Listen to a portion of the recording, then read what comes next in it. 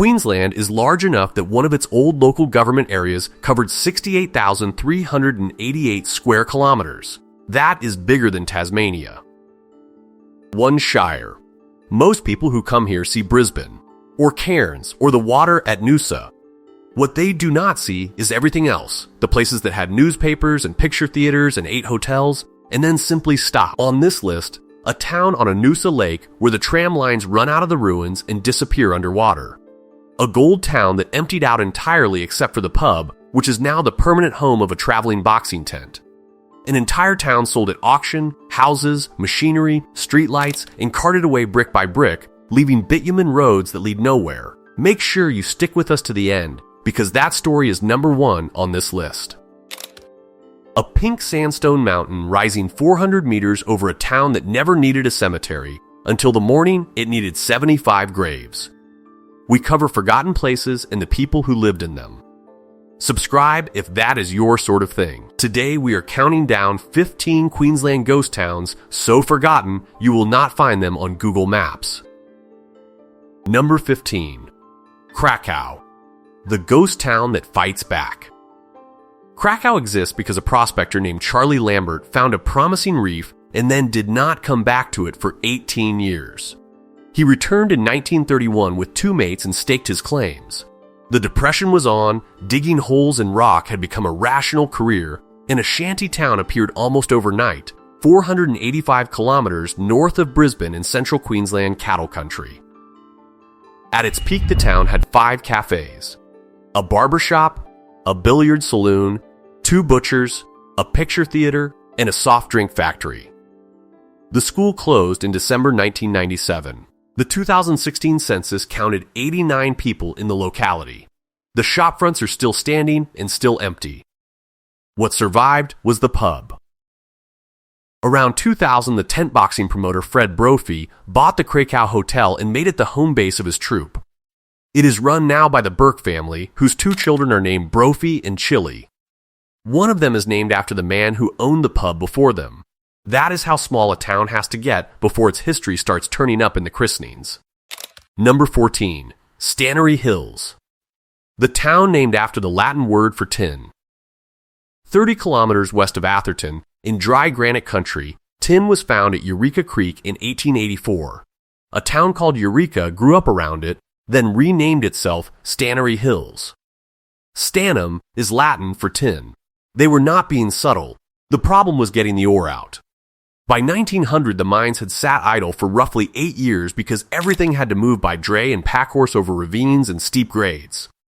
So in 1902, they built a railway privately and on a 2-foot gauge deliberately incompatible with the 3'6" the Queensland government used.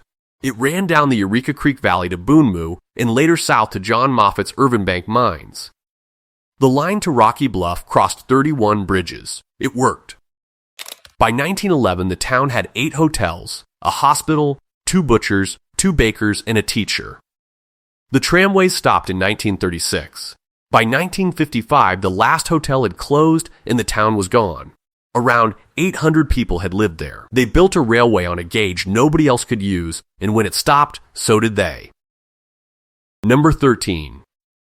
Wolfram, the mango trees where the school was. Wolfram Camp was not killed. It was disassembled. Tungsten was found in this valley about 90 kilometers west of Cairns in 1891.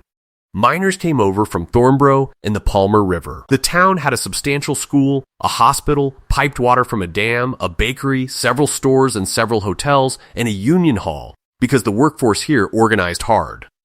Then a strike in 1926 stopped the mine and the population went with it. Mining did not resume for another 10 years. In that gap, the tobacco farmers down at Dimbula came up and simply took the buildings, timber, iron, anything loose. What survived that was dismantled for its steel during the war. The Catholic Church was carted off to Dimbula, then moved again to Chillagoe in the late 90s. Here is what is left. Concrete slabs. Headstones and a row of mango trees still standing in a line, marking where the schoolyard used to be.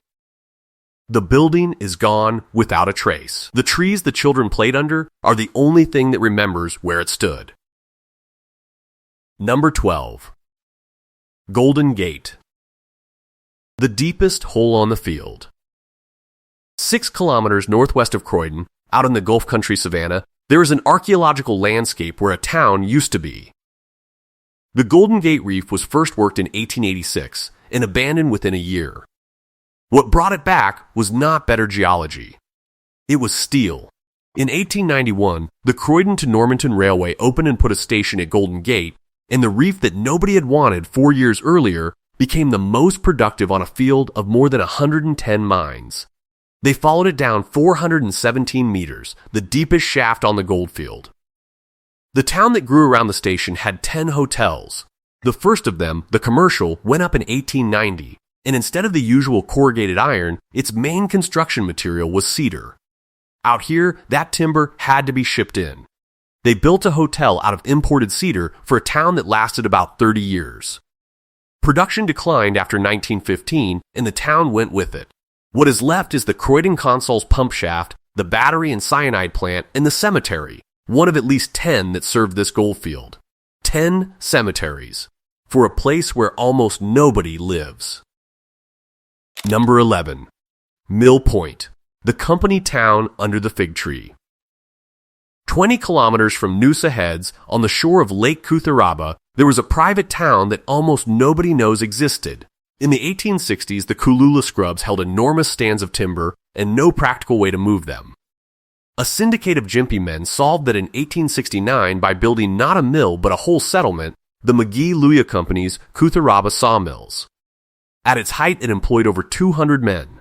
There was a school, a hotel, shops, bullock teams brought the logs in, and later a tramway did, and the timber went out across the water to Brisbane. It ran for barely 2 decades. The company had no interest in the place beyond the trees, and when the good timber was cut out, the mill closed in 1892. There was nothing else there. The forest grew back over the top of it. You can walk it today inside Great Sandy National Park. Roughly 5 kilometers return, about 2 hours. A chimney by a big mango tree, the lid of a well, an old boiler on the beach, a fig tree with its roots rising out of the foundations, and the tram lines running out of the ruins and straight into the lake, disappearing underwater exactly where the logs went in. Nobody bothered to pull them up, they just stopped using them. Number 10. Colleen Wood, the town the government chose. Here is what makes this one different. Colleen Wood never boomed. It never had a rush, a bust, a disaster, or a bad year. It was simply chosen and then ignored. In 1877, a surveyor named Shives looked at the Diamantina country and recommended reserving land for a township near Con's Waterhole. On paper, it was obvious. It sat about 11 kilometers up the Western River from the forks where it meets the Diamantina, one of only 3 major confluences on that river. Water, junction, road, you would put a regional capital there. What the plan missed is why they call it Channel Country.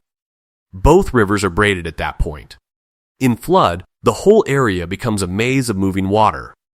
The settlers noticed. William Henry Corfield and others looked at it, decided the government's site flooded, and built at Pelican Waterholes instead. That became Winton, a bank, a Cobb and Co stop, a railhead, the trucking center for the entire pastoral Channel Country. Colleen Wood was empty by 1900. The only thing marking it now is a monument where the cemetery used to be, out on the Diamantina River Road across flat Mitchell grass. But it kept appearing on maps. The government geologist Robert Logan Jack drew it on a map in 1921, 21 years after it stopped existing. It lasted longer as a plan than it ever did as a town. Number 9. Bogantungan. 30 hotels and a bridge that fell. At 2:30 in the morning on 26 February 1960, the eastbound Midlander crossed Medway Creek, a kilometer and a half west of town. The creek was in flood. A 12-ton gum tree had come downstream and struck one of the bridge pylons. As the train passed over, the pylon gave way. 4 passengers and 3 crew were killed. 43 people were injured. That is what Bogantungan is remembered for. It is not what it was. The railway reached here from Rockhampton in 1880, and between 1880 and 1883, while crews cut the line across the Drummond Range, this was the end of the line. These head-of-line settlements were meant to be temporary, build the section, pack up, move west with the rails. Most of them did. Bogantungan did not, because it sat at the foot of the range where trains had to be handled and crews had to stop. It was declared a town on 7 February 1881. By the early 1880s, it had 28 hotels, several churches, sporting clubs, and a race course. The post office ran until 1982.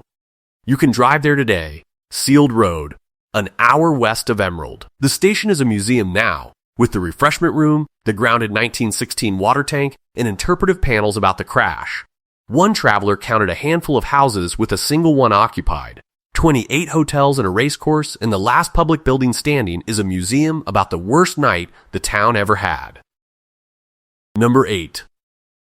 Dalrymple, the first town washed away. On the western bank of the Betoota, about 42 kilometers north of Charters Towers, there is a national park with ancient lava flows, fossilized limestone, and Mount Keelbottom rising 130 meters off a flat plain. This is Goodgel country. It is also where Northern Australia's first inland town was surveyed.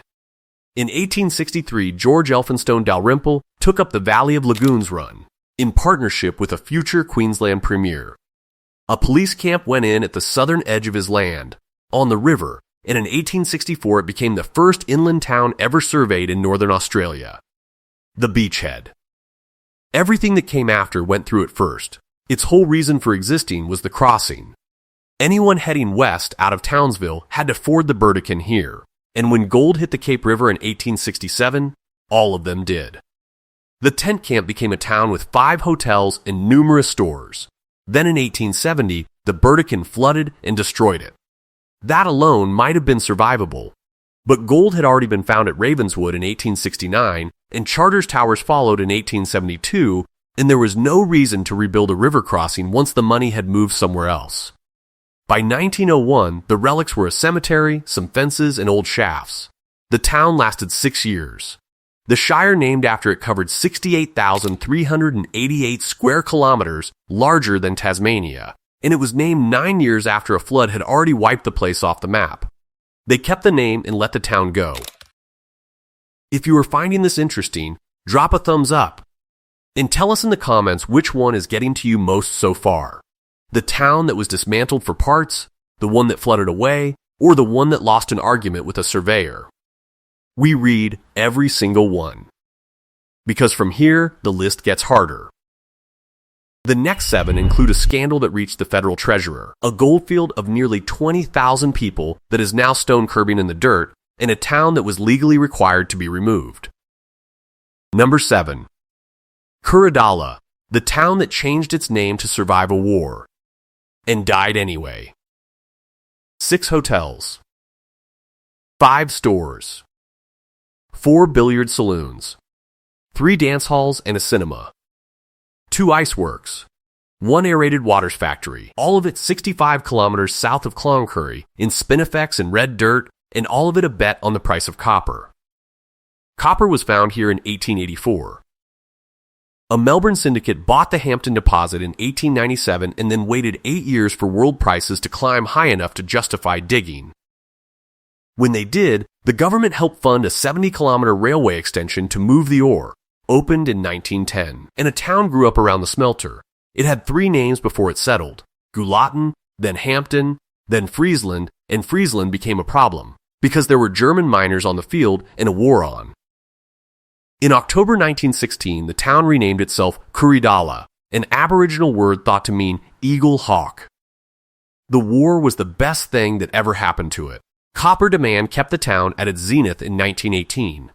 Then in 1920, the smelter treated 69,598 tons of ore and stopped because the Commonwealth Bank withdrew funds on copper sitting waiting for export. 2,000 people in 1920. 800 by 1924. Then Mount Isa was found, and Kuridala was not abandoned. It was dismantled. The bakehouse, hospital, courthouse, and iceworks and the picture theater were physically loaded up and moved to Mount Isa. The pub followed and got a new name. The town is still standing. It is just standing in Mount Isa now. Number 6. Mungana, the ghost town that destroyed a federal treasurer. Mungana sits out past Chillago in weathered limestone karst country, and for its first 30 years it was an entirely unremarkable copper town. Mines in the 1880s, ore going to the Chillago smelters, a railhead, a pumping system at the Girafla mine in 1911 that was one of the biggest in Queensland. Ordinary, then in 1914 the company running it went broke and the mines closed.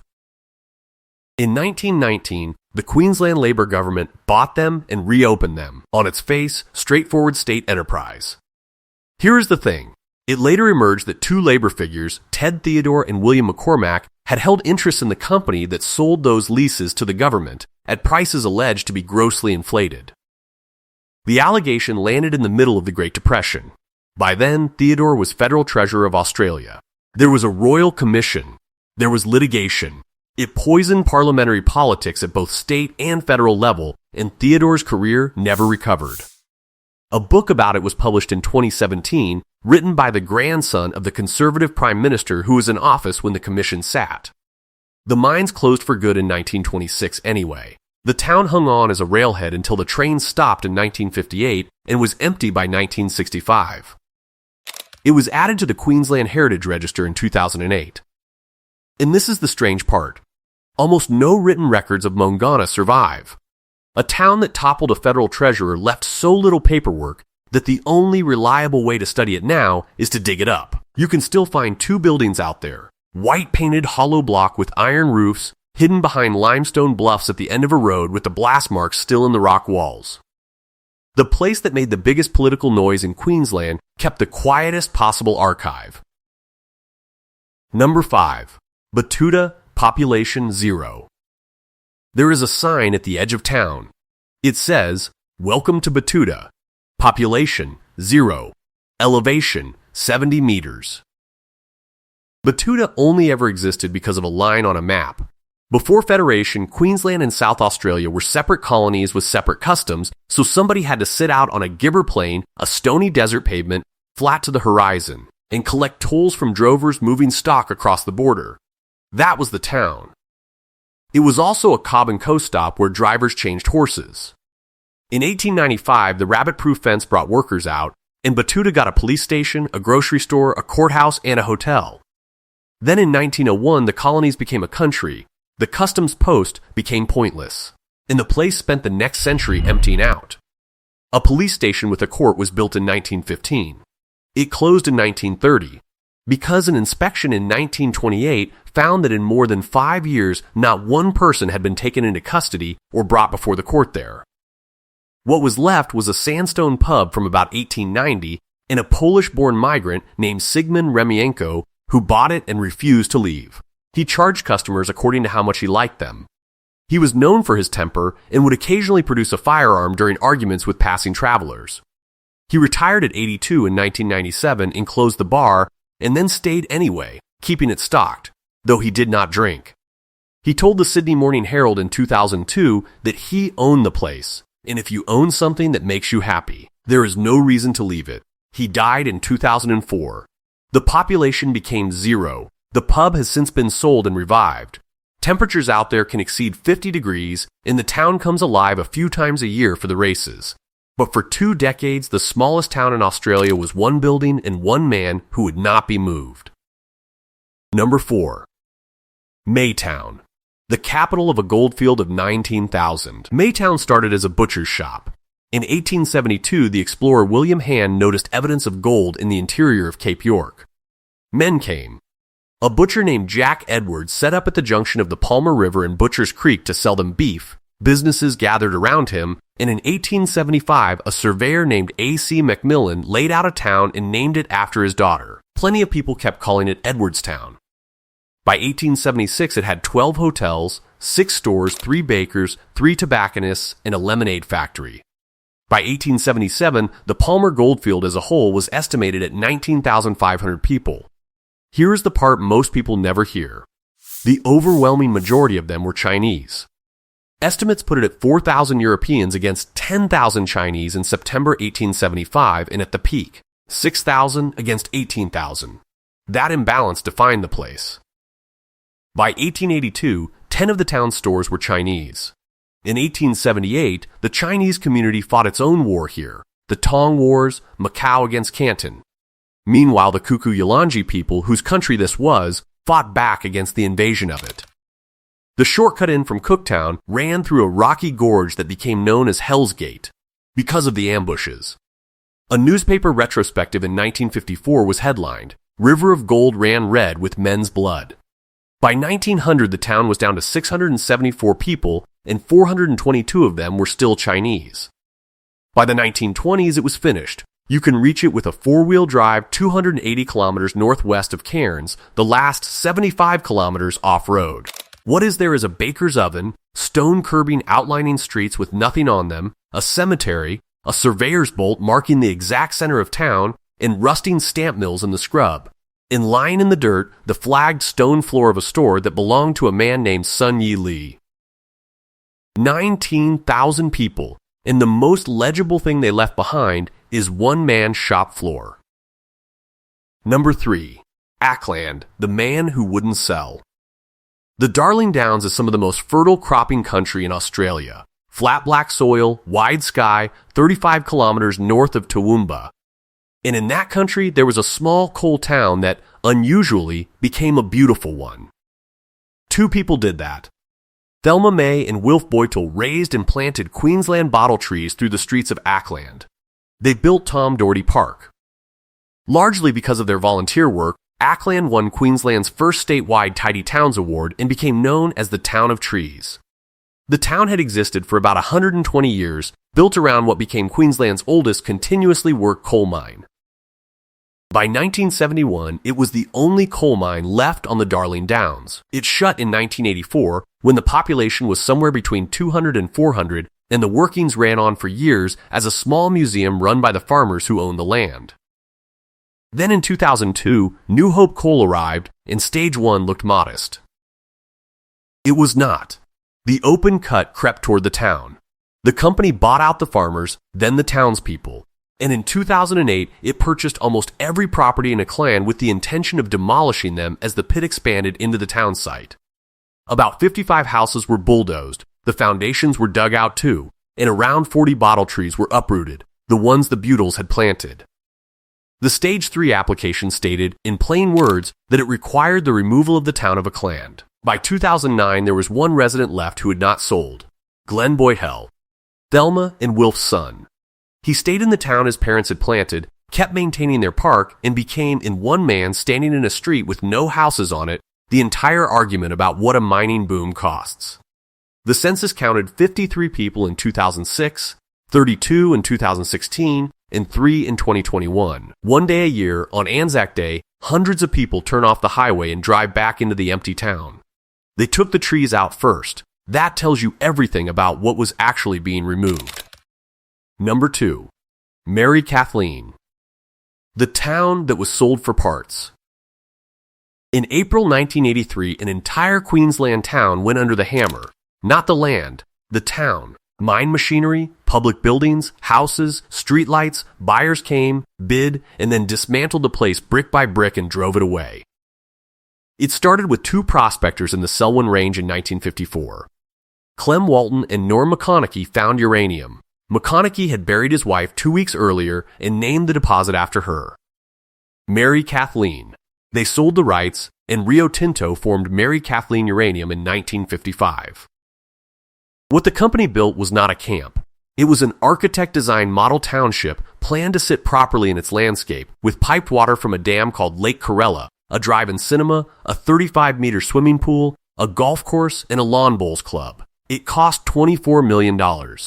Mining began at the end of 1956, and the treatment plant was commissioned in June 1958, filling a contract with the United Kingdom Atomic Energy Authority. That contract ended in 1962, and the town emptied down to a token maintenance crew.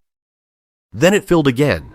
80 people in August 1974, 700 a year later, roughly 1,200 by 1981. And then, the ore ran out. On 20 July 1982, the Canberra Times reported that mining executives and local politicians had decided it was not financially practical to keep the township alive, and that residents would have to find somewhere else to live. That is the sentence that killed it. 9 months later, it was said to be the largest auction Australia had seen. The school closed in June 1983. The church, built in 1958, became a shelter shed at a school in Mount Isa. The welcome sign ended up in a park in Cloncurry, 60 kilometers away. What is left between Mount Isa and Cloncurry is concrete slabs, curbing, and bitumen roads running between them to nowhere. The pit is flooded a vivid blue. The rehabilitation was Australia's first of its kind, finished in 1985 for $19 million, and it is now showing deterioration and leaching. The football club won 3 straight Mount Isa premierships from 1977 to 1979. It is one of the only clubs in Australian sport with senior titles and no ground, no club, and no town left to belong to. Number 1. Mount Mulligan. The mountain that took every man in town. The last 44 kilometers are unsealed. You come out past Dimbula, past the ghost settlements of Wolfram and Thornborough, and then the mountain comes up out of the plain and does not stop. It is pink. It is flat-topped. It is 18 kilometers long and 6.5 wide, a freestanding wall of conglomerate and sandstone standing 400 meters over the ground, and it does not look like anything else in the country except Uluru. Underneath it, there is a chimney stack. There is an old electricity generator, overgrown. There is one house still standing and lived in, which used to be the hospital. And there is a cemetery. Stand in it, and the only sound is wind moving against a sandstone wall the size of a city. Nothing else is there. The escarpment does not move and does not care, and every one of those graves is dated the same year. Coal was found under Ngarabilgan in 1907. The Chillago Company needed it for their smelters and locomotives, so they drove shafts into a Permian seam in the cliff face itself and laid a town out underneath in 1912. The mine opened in 1915. It was a bad place for a mining town, remote, rugged, hard to reach. But it was a clean mine. No gas had ever been detected in it, not once. That reputation is what makes September 1921 unbearable, because what Mulligan had instead of gas was coal dust, and a great deal of it. At 9:25 that morning, someone appears to have fired an explosive charge sitting on top of a block of machine-cut coal rather than placed in a shot hole. The dust caught. A series of explosions tore through the mine, audible up to 30 kilometers away. Witnesses ran to the pit and found black smoke pouring out of the entrance, debris thrown 40 meters, and the grass outside smoldering. Every man underground was killed. 75 of them. 4 of the dead had simply been standing at the mouth of the pit. Rescuers dug for 5 days and found nobody alive. The town had no cemetery. In all its years, it had never needed one. It needed 75 graves in a week. A royal commission sat and never settled the cause beyond doubt. What the 75 did produce was the Coal Mining Act of 1925. Inspectors who had actually worked a mine recorded safety inspections, controlled explosives, and an end to naked lights underground. The mine reopened within 2 years anyway. It ran until 1957, when a hydroelectric scheme made the coal unnecessary. Then, the town was sold, and most of the buildings were carted off, and by 1958, it was gone. In the 2021 census, the locality recorded no people, or very close to none. 75 men died to write a safety law, and the town that paid for it is a chimney and a graveyard. But the mountain that killed them is still standing over the graves, exactly as it was, and it will be there long after anyone remembers what it was called before it was called Mount Mulligan. Queensland's forgotten places were almost all built on one bet: copper, tin, gold, coal, timber, and the bet always came due. My own favorite is Wolfram because a whole town vanished and the only thing that stayed to mark the school was a row of mango trees. Which of these got to you most, and which Queensland town should have been on this list? Tell us below, and if you want more of these, subscribe.